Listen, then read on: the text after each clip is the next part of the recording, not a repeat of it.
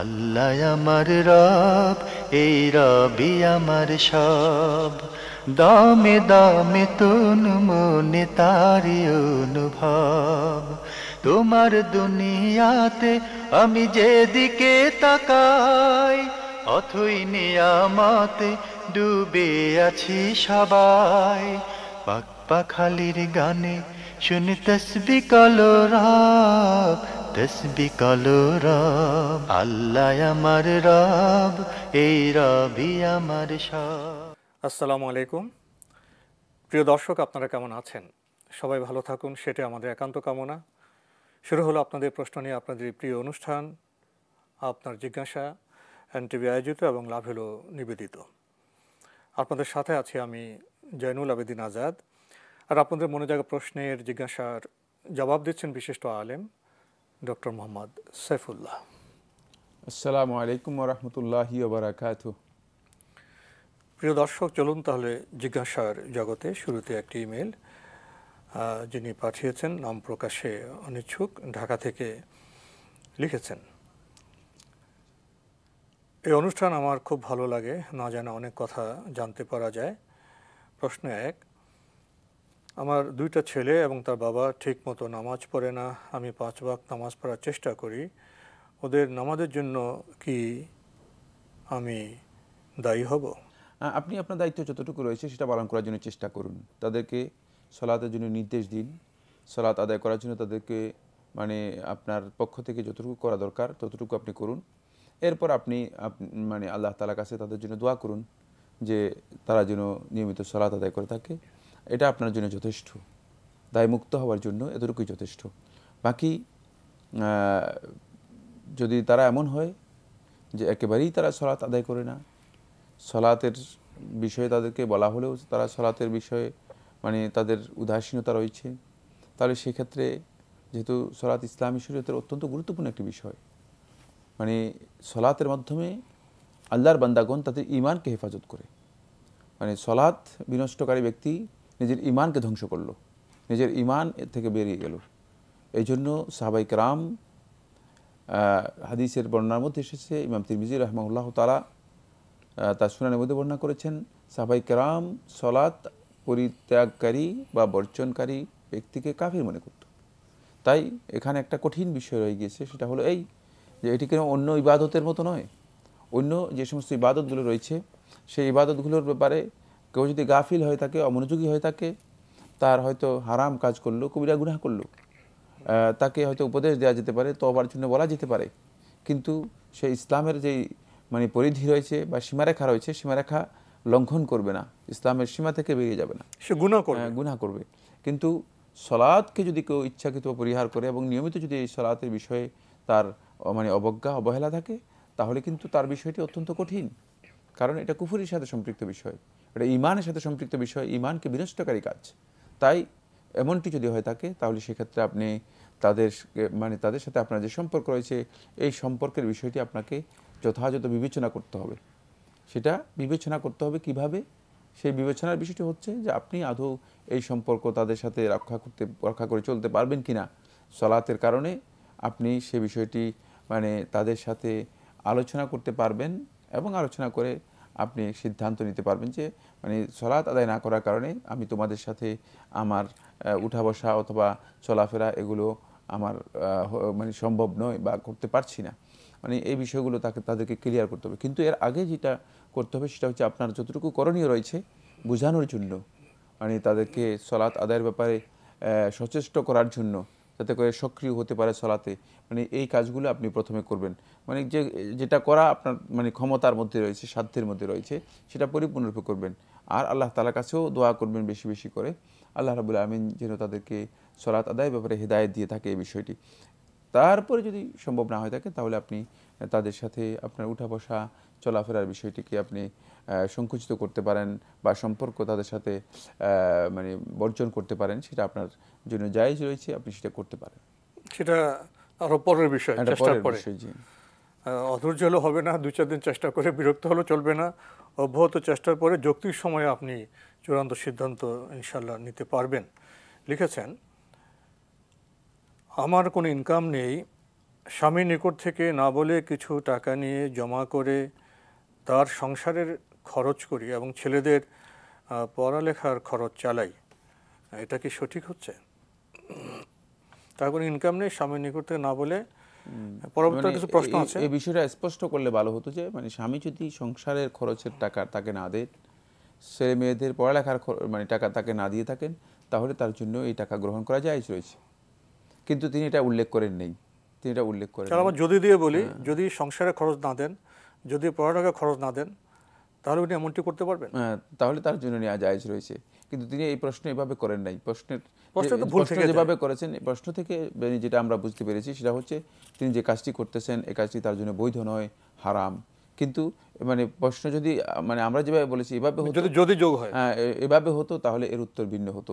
এজন্য আমাদের যারা প্রশ্ন করে থাকেন তাদের উচিত হচ্ছে মানে প্রশ্ন বুঝে মানে আসলে মানে প্রকৃত যে বিষয়টি রয়েছে সেটা তুলে ধরা। কারণ শব্দের কারণে অথবা মানে প্রশ্নের লিখার কারণে হতে পারে যে প্রশ্নের উত্তর ভিন্ন হয়ে যেতে পারে। আপনি ঠিকই বলেছেন। আসলে এটা আমিও বহুদিন ধরে লক্ষ্য করছি যে আসলে প্রশ্ন করাটা খুব সহজ দেয় কিন্তু, এবং একটা প্রশ্নের মাধ্যমে বোঝা যায় যিনি প্রশ্ন করেছেন তার লেখাপড়া, জ্ঞান, পরিধির সীমা, এটা বোঝা যায়। এবং আমরা অনেক সময় প্রশ্নগুলো এই জন্য গ্রহণ করি যে আমাদের সমাজ বাস্তবতা, শিক্ষার হার ইত্যাদি বিষয়ে প্রশ্ন করার যে সুচারু প্রশ্ন, সুনিপুণ প্রশ্ন অনেকে করতে পারেন না। আমরা আগে এবং পরের প্রশ্নের মাধ্যমে আমরা আবার কিছু জিনিস সেখান থেকে বের করার চেষ্টা করি এবং যদি যোগ করি, যেমন আজকে যদি যোগ করলাম, যাতে আমাদের বক্তব্য যেন ভুল না হয়। তো যদি দৃষ্টি আকর্ষণ করার, আপনি যদি প্রশ্নগুলি সুন্দরভাবে করেন, সুনির্দিষ্টভাবে করেন, তাহলে আমরা সুনির্দিষ্ট জবাব আপনাদের জন্য পেশ করতে পারি। এই দৃষ্টি আকর্ষণের পর আমরা আবার আপনার প্রশ্নের মধ্যে যাই। আপনি লিখেছেন, আমার স্বামীর জমা করা কোনো টাকা নেই, আমি যদি আমার জমানো টাকা থেকে তাকে মাঝে মাঝে খরচের জন্য দিয়ে কারো কথা বলে আবার সেই টাকা আদায় করি, তাহলে কি আমার ভুল হবে? না, আপনি যদি মানে আপনার মানে পক্ষ থেকে টাকা দিয়ে থাকেন এবং সেটা যদি আপনি ঋণ হিসেবে দেন, যে আমি আপনার ঋণ দিলাম কারো কাছ থেকে এনে দিয়েছি, মানে সেখানে প্রতারণার আশ্রয় নেওয়ার প্রয়োজন নেই। মানে তিনি বলতে পারেন যে হ্যাঁ আমি একজনের কাছ থেকে ঋণ নিয়েছি, সুনির্দিষ্ট কোনো ব্যক্তি, যে একজন বলতে যে কোনো একজনকে হতে পারে। এটি মানে তাওরিয়া করা এখানে জায়েজ রয়েছে না জায়েজ নয়। তাওরিয়া হচ্ছে মানে কোনো একটা জিনিসকে সরাসরি স্পষ্ট উল্লেখ না করে মানে একটু এড়িয়ে যাওয়া অথবা একটু মানে প্রচ্ছন্ন রাখা, মানে উল্লেখ করার বিষয়টিকে মানে পরোক্ষভাবে কি করা, মানে তুলে ধরা। যদি এমনটি হয় তাকে এটি না জায়েজ নয়, জায়েজ রয়েছে, সেটি আপনি করতে পারেন। তবে আপনি মানে মিথ্যা বলতে পারবেন না যে অমুকের কাছ থেকে টাকা এনে আপনাকে দিয়েছি, সরাসরি মিথ্যা বলা যাবে, এইভাবে বলা যাবে না। জি, এটা খুবই গুরুত্বপূর্ণ বিষয়। আমরা সরাসরি মিথ্যা বলবো না, এড়িয়ে বা কৌশলে আমরা, এটাকে তারিফ বলা হয়, তাকে তাওরিয়া বলা হয়, তাকে এটি ইসলামী শরীয়তের মধ্যে জায়েজ রয়েছে। এটা বাংলা আমরা কি বলতে পারি? আর হ্যাঁ, তাওরিয়া মানে একটু এড়িয়ে যাওয়া, মানে একটা কৌশলে এড়িয়ে যাওয়া, হ্যাঁ, মানে সরাসরি বিষয়টি সরাসরি বক্তব্য না করে ইঙ্গিত এর মাধ্যমে মানে একটু মানে এটাকে উল্লেখ করা, মানে সরাসরি মিথ্যা না বলা। জি। আপনি আরো লিখেছেন, আমার ব্যাংকে ডিপিএস সহ 6 লক্ষ টাকা আছে, এর জাকাত কি আমার সংসারের খরচ করতে পারবো? মাঝে মাঝে আমাদের অবস্থা খুব খারাপ হয়, কারণ আমার স্বামী ছোটোখাটো ব্যবসা করেন। আশা করি সঠিক উত্তর পাবো, তাহলে খুব উপকার হবে আমাদের জন্য। যদি সংসারের অবস্থা এমন হয় যে মানে সংসারে স্বামীর যে ইনকাম রয়েছে, এই ইনকামে মূলত তিনি পরিবার চালাতে অক্ষম, আর তিনি আর্থিকভাবে মানে জাকাত মানে নেয়ার মতো তার অবস্থা রয়েছে, মানে তার জাকাত নেওয়ার মতো অবস্থা রয়েছে এবং সংসার মানে আর্থিকভাবে পরিচালনা করতে পারছেন না, মানে স্বামীর পক্ষে সম্ভব হচ্ছে না, মানে তার যে খরচ রয়েছে সেগুলো দেওয়ার, মানে সংসারের ভরণ পোষণ, মানে ছেলে মেয়েদের খাবার দাবার, ছেলে মেয়েদের শিক্ষা, তারপরে চিকিৎসা ইত্যাদি, এগুলোতে তিনি জীবনযাপন অচল হয়ে গেলে, এগুলো যদি মানে অক্ষম হয়ে থাকেন, তাহলে সেক্ষেত্রে আপনি জাকাত ব্যবহার করতে পারবেন অথবা স্বামীকে আপনি জাকাত দিতে পারবেন। এক্ষেত্রে যে একটি প্রশ্ন রয়ে যায়, তার তো ব্যাংকে ডিপিএস 6 লক্ষ টাকা আছে, এটা তো তার টাকা, কিন্তু তার টাকা তো সংসারের মানে সংসারের হক তার উপর পড়তে হবে। তাহলে তার টাকাটা তিনি সংসারের জাকাত হিসেবে, যে সংসার অচল হয়ে যায় তখন, হ্যাঁ, যেহেতু মানে সংসারের কর্তা হচ্ছে স্বামী, হ্যাঁ, এই জন্য তার টাকার উপর জাকাত আসবে। কিন্তু তার টাকা মানে স্বামী জোর করে বলতে পারবে যে টাকা জাকাতটা সংসারে দিলেন, দরিদ্র সংসারে। হ্যাঁ, মানে স্বামীকে দিলেন, দরিদ্র সংসার বলতে স্বামীকে দিলেন। স্বামী তো দায়িত্ব হচ্ছে স্বামীকে হেল্প করলেন, মানে জাকাত দিয়ে স্বামীকে হেল্প করলেন, এবং এটি স্বামীকে দেওয়া জায়েজ রয়েছে, না জায়েজ নয়। আমরা খুবই গুরুত্বপূর্ণ বিষয় অবগত হলাম। আল্লাহ আমার রব, এই রবি আমার সব। আল্লাহ আমার রব, এই রবি আমার সব। এবার আমাদের হাতে আরও একটি ইমেল পাঠিয়েছেন হাসিল শেখ। লিখেছেন, মসজিদে হারাম মক্কা এবং মদিনা মসজিদে নববীতে চপ্পল খুলে রেখে যাই, কিন্তু ঘুরে এসে পাই না। আমার জন্য কি জায়েজ হবে অন্যের একজোড়া চপ্পল নিয়ে যাওয়া? ধন্যবাদ, এই ভাইকে খুব গুরুত্বপূর্ণ প্রশ্ন করেছেন। সেটা হচ্ছে যে তিনি মসজিদে হারামে যখন প্রবেশ করেন অথবা মসজিদ নববীতে প্রবেশ করেন, তখন দেখা যায় যে চপ্পল খুলে তিনি মসজিদে ঢুকেন, কিন্তু পরে যখন ফিরে আসেন চপ্পল তালাশ করে পান না। এক্ষেত্রে যদি মসজিদের মধ্যে আপনি মসজিদে হারামের গেটে মানে দেখেন যে অনেক চপ্পল মানে লাওয়ারিশ, মানে কোনো মালিক ছড়িয়ে ছিটিয়ে আছে, সেখান থেকে যদি আপনি একটা চপ্পল নিয়ে যান, এটি অধিকাংশ ওলামায়ে কেরামের মধ্যে জায়েজ রয়েছে, নিতে পারেন। তবে সুনির্দিষ্ট সংরক্ষিত কারো চপ্পল বা কারো স্যান্ডেল অথবা কারো জুতা, মানে কারো মানে পাদুকা, এটা আপনি নেওয়া জায়েজ নেই। মানে আপনি বুঝতে পারবেন যে একটা হচ্ছে মানে এটা পতিত হয়ে আছে, ফেলে দিয়েছে, এটা কোনো মালিক দেখা যাচ্ছে না, বোঝা যাচ্ছে যে মালিক নেই, পতিত হয়ে আছে, মানে সেখান থেকে এগুলো থাকে অনেক সময়, মানে সেখান থেকে আপনি যদি নিয়ে যান তাহলে এটা আপনার জন্য জায়েজ রয়েছে। কিন্তু মানে সংরক্ষিত আছে, গোছানো আছে, এটাকে কি বলে জানি, এই যে জুতা স্যান্ডেল রাখা হয় থাকে, এগুলো র্যাকের মধ্যে রাখা হয়েছে, বক্সের মধ্যে রাখা হয়েছে, সেখান থেকে আপনি একটা নিয়ে যাবেন না, এটা আপনার জন্য জায়েজ নেই, যেহেতু এটার সুনির্দিষ্ট মালিক আছে বলে প্রমাণিত হয়েছে। যেখানে আপনি দেখবেন যে সুনির্দিষ্ট মালিক নেই, এটা রেখে দেওয়া হয়েছে, মানে এগুলো সবগুলো পরিত্যক্ত, সেখান থেকে যদি আপনি একটা নিয়ে যান, এটা আপনার জন্য জায়েজ রয়েছে। এটা অধিকাংশ ওলামায়ে কেরামের বক্তব্য। শুধুমাত্র মসজিদে হারামের ব্যাপারে একদল ওলামায়ে কেরাম বলেছেন যে না, মসজিদে হারামের কোনো লোকাতা কারোর জন্য গ্রহণ করা জায়েজ নেই। লোকাতা কাকে বলা হয়ে থাকে? লোকাতা হচ্ছে মানে যেটা মানে মসজিদে হারামের মধ্যে অথবা হারাম মাক্কি এর মধ্যে, মক্কার যে হারাম রয়েছে, হারাম এরিয়ার মধ্যে কোনো জিনিস যখন পতিত হয়ে যায়, কোনো জিনিস পড়ে যায়, কোনো জিনিস কোনো ব্যক্তির পকেট থেকে পড়ে গেল অথবা কোনো জিনিস হারিয়ে গেল, এটি কারো জন্য জায়েজ নেই এটা গ্রহণ করা। এটা মানে মসজিদে হারামের যেই সুনির্দিষ্ট মানে এর জন্য সুনির্দিষ্ট একটা ডিপার্টমেন্ট রয়েছে, যে মানে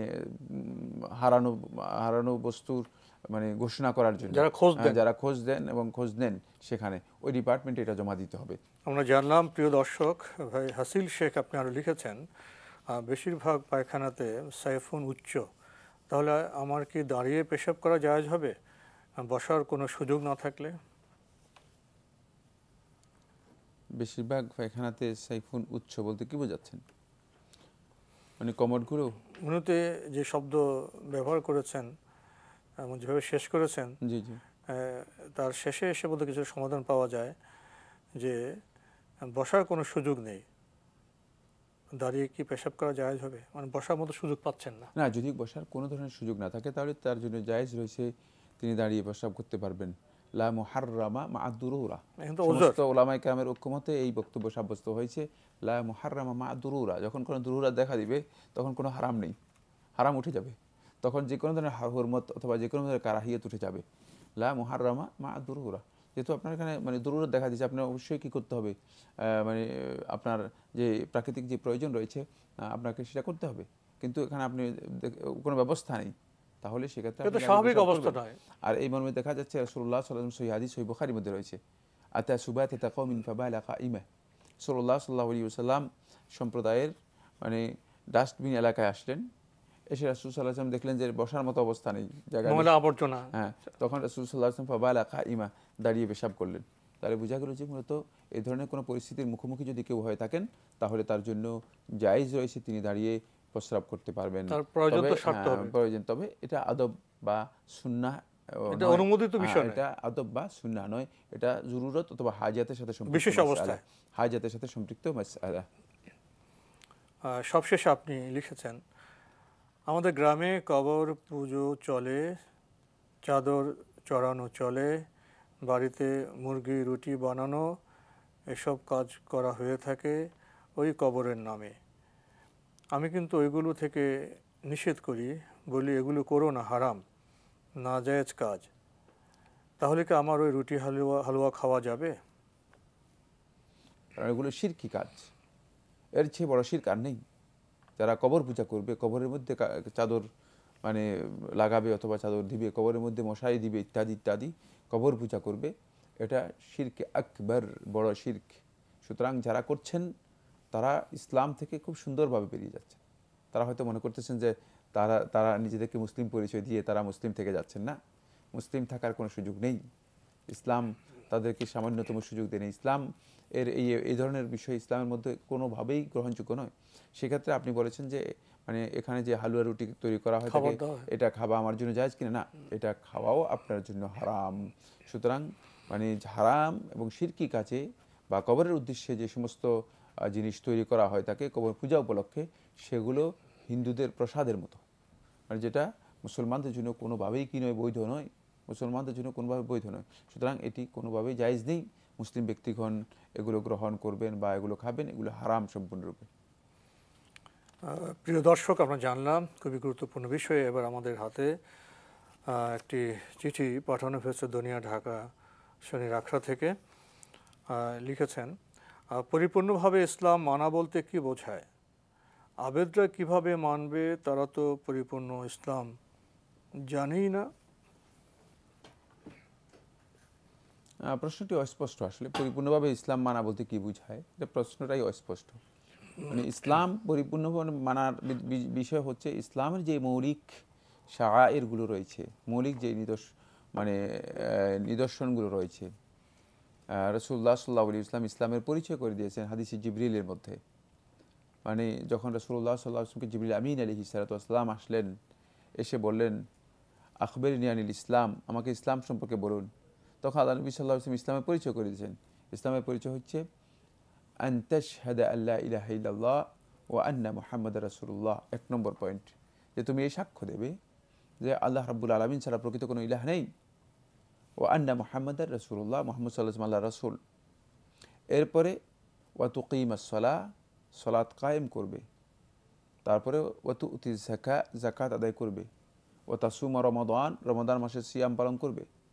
ওয়া তাহুজ্জা আল বাইত ইন ইসতাতা'তা ইলাইহি সাবিলা, আর আল্লাহর ঘরের হজ করবে যদি তুমি আল্লাহর ঘরে পৌঁছার সামর্থ্য লাভ করো। এই বক্তব্য থেকে বোঝা যায়, সহিহ মুসলিমের দ্বারা সাব্যস্ত হয়েছে, সহিহ মুসলিমের 9 নম্বর হাদিস। এখান থেকে বোঝা যায় যে রাসূলুল্লাহ সাল্লাল্লাহু আলাইহি ওয়াসাল্লাম ইসলামের মৌলিক যে শাআইরগুলো রয়েছে এগুলোর কথা স্পষ্ট করে উল্লেখ করে দিয়েছেন। এই মৌলিক যে শাআইরগুলো ইসলামে রয়েছে সেগুলো আল্লাহর বান্দা পরিপূর্ণরূপে পালন করবে। এটা শুধুমাত্র ইসলামের জন্য। ইসলামের পরিচয় রাসূলুল্লাহ সাল্লাল্লাহু আলাইহি ওয়াসাল্লাম কী করেছেন? জাহির যে সমস্ত আমালগুলো রয়েছে, মানে এই আমালের মাধ্যমে জাহিরি যে সমস্ত মানে আমলগুলো, প্রকাশ্য যে আমলগুলো রয়েছে সেগুলোর মাধ্যমে রাসূল সাল্লাল্লাহু আলাইহি ওয়াসাল্লাম কী করেছেন? পরিচয় করে দিয়েছেন। এরপরে হাদিসের বাকি অংশের মধ্যে রাসূল সাল্লাল্লাহু আলাইহি ওয়াসাল্লাম যখন প্রশ্ন করা হলো, ও আখবিরনি আনিল ঈমান, আমাকে ঈমান সম্পর্কে আপনি সংবাদ দিন, তখন ঈমানের বিষয়টি রাসূল সাল্লাল্লাহু আলাইহি ওয়াসাল্লাম স্পষ্ট করলেন, আন তুমিনা বিল্লাহি, আল্লাহর প্রতি ঈমান আনবে, ওয়া মালাইকাতিহি, আল্লাহর ফেরেশতাদের প্রতি, ওয়া কুতুবিহি, কিতাবের প্রতি, ওয়া রসুলিহি, রসুলদের প্রতি, তারপরে ওয়াল ইয়াউমিল আখির, আখিরাতের প্রতি, ওয়াল কাদরি খাইরিহি ওয়া শাররিহি, তাকদীরের ভালো মন্দের প্রতি। এখানে রাসূল সাল্লাল্লাহু আলাইহি ওয়াসাল্লাম ঈমানের 6টি বিষয় স্পষ্ট করলেন। স্পষ্ট করার পরে তৃতীয় প্রশ্ন আসলো, আখবিরনি আনিল ইহসান, আমাকে ইহসান সম্পর্কে বলুন। আমি ইহসানের যেই রতবা রয়েছে, স্টেজ রয়েছে, স্তর রয়েছে, সেই স্তর মানে আমাকে জানান। সেটি তখন রাসূল সাল্লাল্লাহু আলাইহি ওয়াসাল্লাম বললেন, আন তা'বুদা কাআন্নাকা তারাহ, তুমি ইবাদত করবে আল্লাহ তাআলার এমনভাবে, কাআন্নাকা তারাহু, মনে হচ্ছে যে তুমি আল্লাহকে দেখছো। মানে ইবাদতের মধ্যে তোমার অবস্থান এমনভাবে হবে, ইখলাস, আন্তরিকতা এবং ভালোবাসা, মানে নিজের খুশু খুদু, নিজের বিনয় বিনম্রতা, এগুলো এমন পর্যায়ে যাবে যে মনে হচ্ছে যেন তুমি আল্লাহ রাব্বুল আলামিনকে দেখতে পাচ্ছ। এত মানে দৃঢ় প্রত্যয় নিয়ে ইয়াকিনের সাথে তুমি আল্লাহ সুবহানাহু ওয়া তাআলার ইবাদত করবে। আর যদি ফাইন লাম তাকুন তারাহু, দ্বিতীয় স্টেজ হচ্ছে, দ্বিতীয় পর্যায় হচ্ছে ফাইন লাম তাকুন তারাহু, যদি দেখো যে না তুমি এই পর্যায়ে উত্তীর্ণ হতে পারোনি, যে তুমি আল্লাহ রাব্বুল আলামিনকে দেখছো, এরকম পর্যায়ে তুমি উত্তীর্ণ হতে পারোনি, তাহলে তুমি এই অন্ততপক্ষে এভাবে ইবাদত করবে যে ফাইন্নাহু ইয়ারাক, তুমি ইবাদত করবে যে আল্লাহ তাআলা তোমাকে দেখছেন। মানে আল্লাহ রাব্বুল আমিন তোমাকে দেখছেন। এটা হচ্ছে ইহসান। মূলত পরিপূর্ণ ইসলাম যদি কেউ পালন করতে চায় তাহলে তাকে ইসলামের এই যে তিনটি বিষয় রাসূলুল্লাহ সাল্লাল্লাহু আলাইহি ওয়াসাল্লাম এই হাদিসের মধ্যে বলেছেন, দ্বীনের এই তিনটি রতবাহ বা তিনটি স্টেজ অথবা তিনটি স্তর পরিপূর্ণরূপে তাকে আদায় করতে হবে। এটাই রাসূলুল্লাহ সাল্লাল্লাহু আলাইহি ওয়াসাল্লাম মানে পরবর্তী বক্তব্যের মধ্যে বলেছেন, হাযা জিবরিল আতাকুম লিইউআল্লিমাকুম দীনাকুম। ইনি হচ্ছেন জিবরিল, মানে প্রশ্নকারী ব্যক্তি। মানে সাহাবায়ে কেরাম মানে যখন প্রশ্ন করতেছিলেন, আবার প্রশ্নের যখন রাসূল সাল্লাল্লাহু আলাইহি ওয়াসাল্লাম উত্তর দিলেন, তখন রাসূল সাল্লাল্লাহু আলাইহি ওয়াসাল্লাম বলতেছেন, সাদাক্তা, আপনি সত্য বলেছেন, সঠিক বলেছেন। মানে ইয়াসআলুহু ওয়া ইউসাদ্দিকুহু, হাদিসের মধ্যে বর্ণনা করতেছে যে রাসূল সাল্লাল্লাহু আলাইহি ওয়াসাল্লামকে প্রশ্ন করতেছেন, আবার রাসূল সাল্লাল্লাহু আলাইহি ওয়াসাল্লামকে কি করতেছেন, মানে সত্যায়িত করতেছেন। ঠিক বলেছেন। সাহাবায়ে কেরাম, হ্যাঁ ঠিক বলেছেন, সাহাবায়ে কেরাম মানে এই বিষয়টা অদ্ভুত মনে হচ্ছিল যে এই প্রশ্নকারী কে, এমন ব্যক্তি, অভিনব বিষয়। হ্যাঁ এমন ব্যক্তি যে ব্যক্তি রাসূল সাল্লাল্লাহু আলাইহি ওয়াসাল্লামকে প্রশ্ন করে আবার রাসূল সাল্লাল্লাহু আলাইহি ওয়াসাল্লামকে বলতেছে আপনি ঠিক বলেছেন। তাহলে বোঝা গেল যে মনে হচ্ছে যেন সে প্রশ্নের উত্তর জানে না, রাসূল সাল্লাল্লাহু আলাইহি ওয়াসাল্লামকে উত্তর কি করতেছে, আবার সত্যায়িত করতেছে। এখান থেকে সাহাবায়ে কেরাম যখন এই বিষয়ে কনফিউজ ছিলেন, তখন আল্লাহ নবী সাল্লাল্লাহু আলাইহি ওয়াসাল্লাম মানে সাহাবায়ে কেরামদেরকে এই বিষয়ে জানিয়ে দিলেন যে হাযা জিবরিল, এটা হচ্ছে জিবরিল আমিন, তিনি আসছেন তোমাদের কাছে ইউআল্লিমাকুম দীনাকুম, তোমাদের দ্বীন শিক্ষা দেওয়ার জন্য।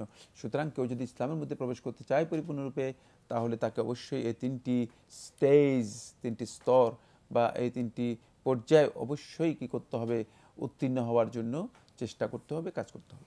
তবে সময় শেষ হলে একটি বিষয়ে আপনার কাছে জানতে চাইবে, যদি এক বাক্যে বলতেন, পরিপূর্ণভাবে ইসলাম আনার ক্ষেত্রে কি আমাদের মুআমালাতের বিষয়গুলো আসবে না? জীবনযাপনের মধ্যে মুআমালাত রয়ে গিয়েছে, এই প্রত্যেকটি জিনিসের মধ্যে সব বিষয় চলে আসবে আমাদের, এগুলো এই বিষয়গুলোর মধ্যে সবগুলোর মধ্যে মুআমালাত রয়ে ব্যবহারিক জীবনের বিষয়গুলো চলে আসবে। সময়ের অভাবে এই বিষয়ে আমরা আজকে কথা বলতে পারলাম না, তো মৌলিক বিষয়গুলো আমরা স্পর্শ করেছি। প্রিয় দর্শক, আমরা এতক্ষণ দেখছিলাম এনটিভি আয়োজিত এবং লাভেলো নিবেদিত অনুষ্ঠান আপনার জিজ্ঞাসা। আমাদের অনুষ্ঠান আপনারা এনটিভি অনলাইনেও দেখতে পারবেন, ভিজিট করুন www.ntbbd.com। এছাড়া ইউটিউবে এবং আমাদের ভেরিফাইড ফেসবুক পেজেও অনুষ্ঠান দেখতে পারবেন। সবশেষে এসে আমরা পরিপূর্ণভাবে ইসলাম মানা বলতে কি বোঝায় সে বিষয়ে প্রশ্ন করেছি। আমার প্রশ্ন জাগে, প্রশ্ন উত্তরের ছোট্ট কয়েক মিনিট অনুষ্ঠানে কি ইসলামের পরিপূর্ণ বিধান জানা সম্ভব? আমরা মৌলিক বিষয় কিছু ইঙ্গিত দিতে পারি, আভাস দিতে পারি, কথা বলতে পারি, কিছু চেষ্টাবোধ আমাদেরও করতে হবে।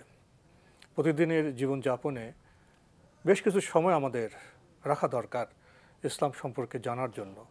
এই প্রশ্ন উত্তরের অনুষ্ঠানের বাইরেও চিঠি লিখুন, প্রশ্ন পাঠান আমাদের ঠিকানায়। পরিচালক আপনার জিজ্ঞাসা, এনটিভি, বিএসসি ভবন, 7ম তলা, 102 কাজী নজরুল ইসলাম এভিনিউ, কারওয়ান বাজার, ঢাকা 1215। আপনারা ইমেলও করতে পারেন। আমাদের ইমেল অ্যাড্রেস আপনার জিজ্ঞাসা @ntvbd.com। প্রিয় দর্শক, মহান আল্লাহ আমাদের সবাইকে নিরাপদে রাখুন, রাখুন শান্তিতে। আসসালামু আলাইকুম। আল্লাহ আমার রব, এই রবি আমার সব, দামে দামে তুন মনে তারি অনুভব। আল্লাহ আমার রব, এই রবি আমার সব।